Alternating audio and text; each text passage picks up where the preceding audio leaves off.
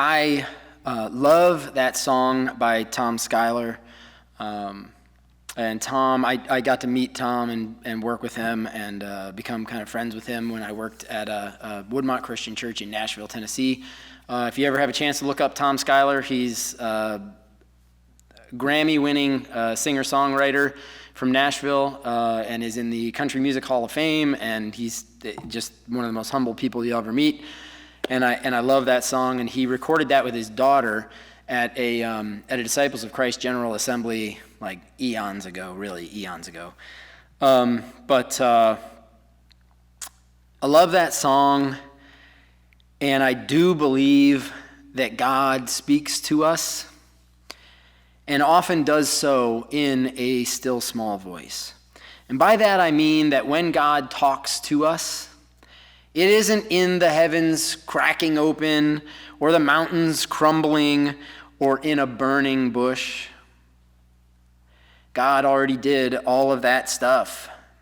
And just because the Bible shows God operating like that with biblical characters does not mean that's how God does or will speak to us.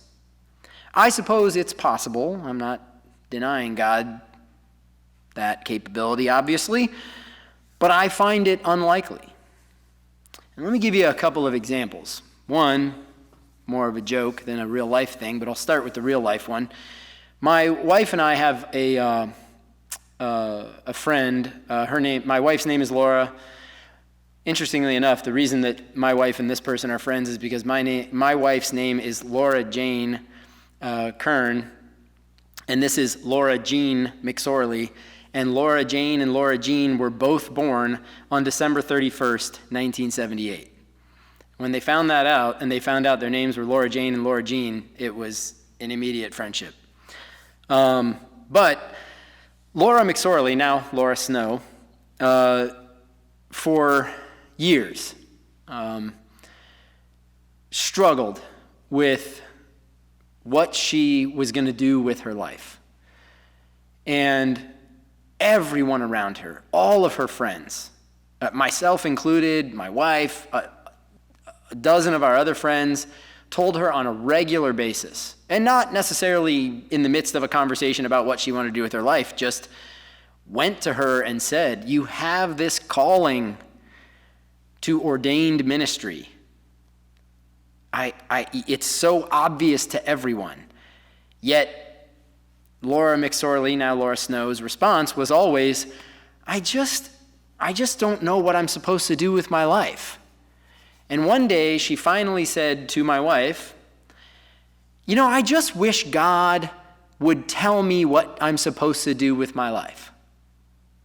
And my wife's response to her was, what makes you think God hasn't told you already? What makes you think that 20 of your closest friends in life telling you that you have this calling isn't God talking to you? Because I think she always thought that somehow the clouds would part and the heavens would holler at her and say, "Laura, you're supposed to go do this thing." But that's not how it works. Laura is an RN, so perhaps that is her ministry that she finally found.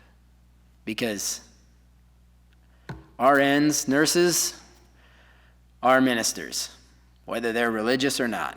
Amen. The other example I have is this great joke. Many of you have probably heard it. Maybe you have, maybe you haven't. But there's torrential rains and a big flood coming. And there's a man, and he lives in the floodplains, and the water's up to he's getting up to the banks right by his house, and a big truck comes by with a bunch of people in it, and he's been praying and praying and praying that God would save him from the flood, and this truck pulls up and says, "Sir, get in the truck." Someone in the truck says, "Sir, get in the truck. The rains are coming, the water's rising, it's going to wash your house away. Get in the truck." And he says, No, God's going to save me. And they say, "Okay," and the truck drives off. And then the water rises, comes up, floods most of the bottom floor of his house, and he's sitting on the edge of the roof that goes over the front porch, and here comes a boat. And a boat comes by with a couple of people in it, and they say, "Man, get in the boat." And he says, No, I've been praying. I've been praying to God to help me, to save me from this flood. God's going to save me from this flood. And they're like, "All right." And they fly off in their boat to safety. And the water continues to rise, and the man continues to pray for God to save him from this flood. And the next thing you know, the water is so high that he is sitting on the peak of his roof with water just inches away from his feet. And here comes a rescue helicopter. And they say, "Sir, grab the rope. We are here to take you to safety. Grab the rope." And he says, "Nope, I've been praying for God to save me." And they say, "Okay," and they fly away. And the water rises, and the man drowns. And he meets God, and he says to God, "God, I don't understand. I prayed for you to save me from this flood, and you didn't do anything. You didn't save me." And God looks him right in the face and says, "I sent a truck, I sent a boat, and I sent a helicopter. What more did you want me to do to save you from the flood?" Now, whether it's Laura Snow asking or pleading almost with my wife for God, I don't know, speak to her from a burning bush, or whether it's a man willing to drown, believing that God will intercede and save him from a flood, God doesn't always and rarely does interact immediately in that way in our lives.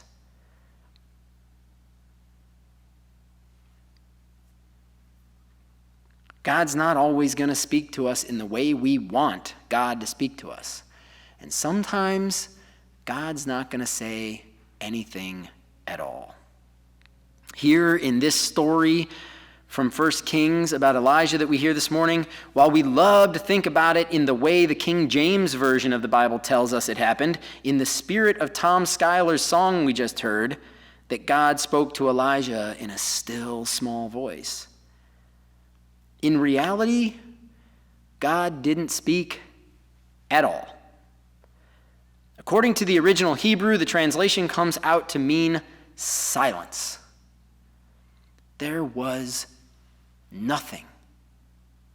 God said nothing. And then essentially told Elijah calmly to stay in his lane and get back to work. Get back to work. Now, this happens on the top of a mountain.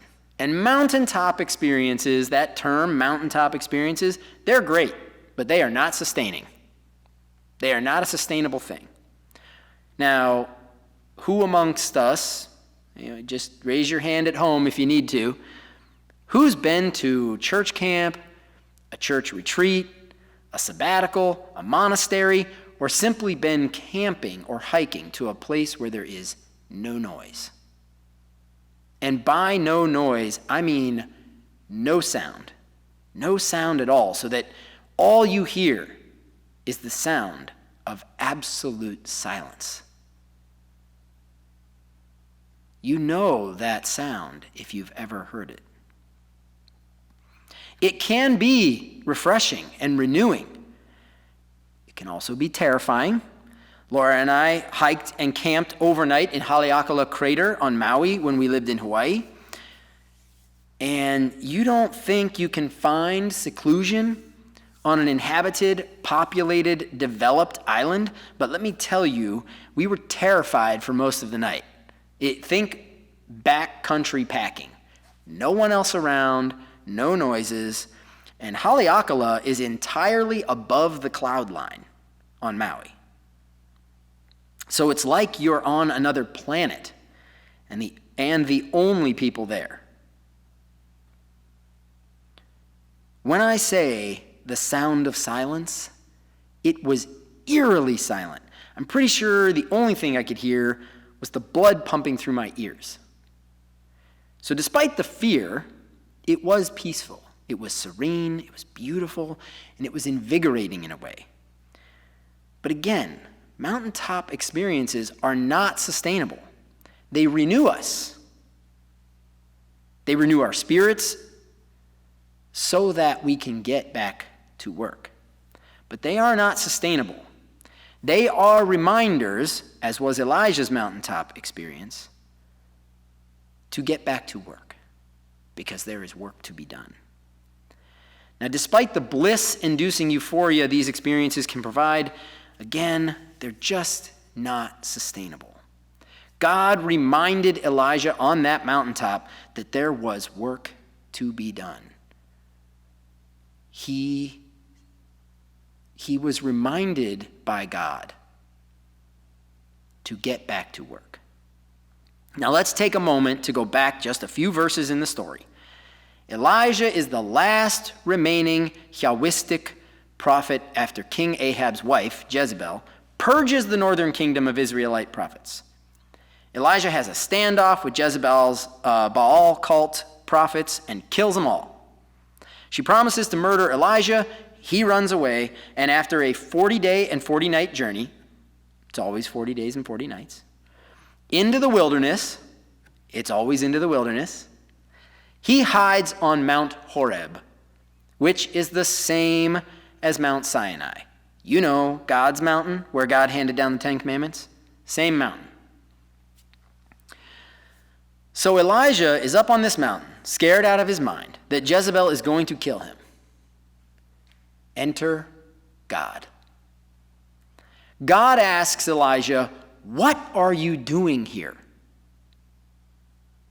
Elijah answers that he is a zealous follower and prophet for the Lord and the only faithful follower left. Elijah basically whines and complains about his current situation.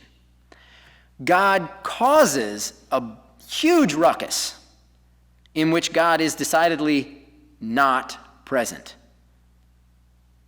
And then there is complete and utter silence. So remember what the story says: the rush of the wind, the earthquake, all the stuff, all the chaos, all the insanity. God is not present in those things. The story is very clear about that. It is complete and utter silence following that. And it's not what we have always heard it was. It is not what the King James Version translates it to be. It is not a still small voice. It is not a whisper. It is nothing. It is God doing nothing, leaving Elijah alone with his thoughts. God then asks Elijah a second time, same question: "What are you doing here? What are you doing on my mountain? Why are you at Mount Horeb, Mount Sinai?" Elijah answers the exact same way he did before. It's almost weird when the first time you ever read the story, heck, maybe even the second or third or fourth time, you read it and you go, wait, it says the exact same thing twice. Is this a typo? Did they accidentally print it twice? What's going on? No, it's the exact same thing. He says the exact same thing he did before, as if to completely fail all imagination and God. He can't think of a single reason. Imagine the scene. It's like when, for parents out there, for those of you who aren't parents, I'm sorry for the analogy, but it's like when you ask your kid why they did something and they answer you with this like complete nonsense that doesn't mean anything or answer your question in any way, shape, or form. Then you boil over and send a storm their way. And then there's this calm after the storm. Then you ask them again, and they give you the same ridiculous answer, non-answer, that doesn't answer your question at all. Then you basically say, okay, none of this changes the fact that you still have to do what you're told to do. The wind, earthquake, fire, and silence apparently change nothing. Elijah answers God's exact same question the exact same way after as before. Elijah whines and complains that this following God and God work is lonely and exhausting and hard. Exactly. No one said that actively participating in the ushering in of God's kingdom is easy. Kingdom work is hard, messy work. That, as John Lewis said, gets you into good trouble. When someone in a crowd declares that they will follow Jesus, Jesus replies that foxes have holes and birds have nests, but the Son of Man has nowhere to lay his head. In other words, you say you'll follow me, but when doing so means giving up your creature comforts and going to jail for justice is on the table, will you? Will you get into that good trouble? Doing God's will, God's work, and ushering in God's kingdom here on earth is hard. It's hard, messy work. Kingdom building is hard, messy work. I like to think that the sheer silence in this story is God taking a deep, soothing breath so he doesn't kill Elijah. The way you take a deep, soothing breath so you don't kill your kid for the whiny response and nonsense they just spouted at you when you asked them why they did something or what happened. God basically then calmly says, after that, taking that deep breath, after that silence, saying nothing at all, he basically tells Elijah, are you done with your pity party? Because it's time to get back to work. You've got a job to do. I called you to this. You're a prophet. Get back to work. Part of the moral of this story is that the fulfillment of God's plan to restore God's people will not come in a ruckus. It will not be ushered in some swift wind or earthquake or fire. The answer to the threat of Jezebel, or threat to God's will and to God's people, if you put it in today's terms, will come not in a spectacular and loud and bombastic event, but in a quiet, still, and unspectacular event of a prophetic succession to Elisha. In other words, it will come in the unspectacular events of simply staying calm, staying the course, and doing the work to which we've been called by God. Get back to work.